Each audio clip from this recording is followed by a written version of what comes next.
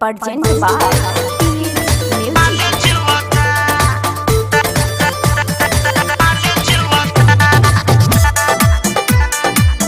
अभी आप सुन रहे हैं पीएस म्यूजिक की शानदार प्रस्तुति। सुनो ये राजा जानी हो करता माना मानी हो करता माना मानी हो। सुनो ये राजा जानी हो करता माना मानी। तू सैया बाड़ दिली तू रहता र दिली देवरा हहु चुआता माल चुआता लहंगा से माल चुआता माल चुआता लहंगा से माल चुआता माल चुआता लहंगा से माल चुआता।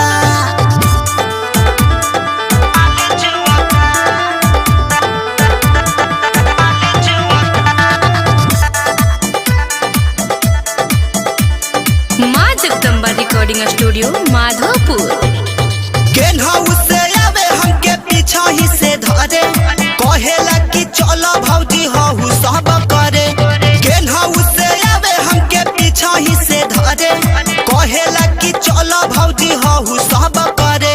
करिले जब माना करिले जब माना कहे हम पे मुंहता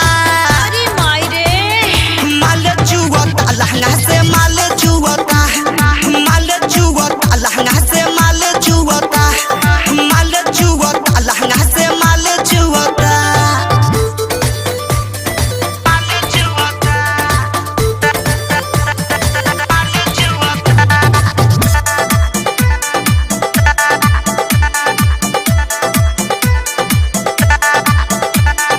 राइटर महेश पिया बातेल तू मानी घरे आवे खातिर आज धहिल तू गाड़ी।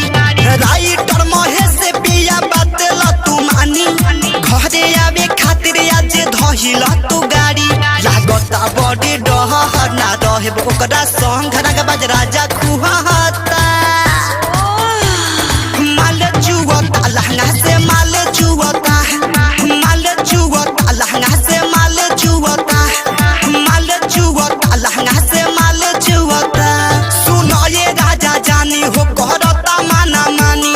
तू सैया बाड़ दिली तू रहता र दिली देवरा हहु चुआता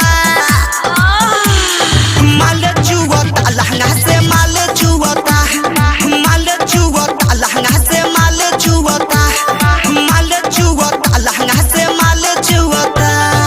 माँ जगदम्बा रिकॉर्डिंग स्टूडियो माधोपुर।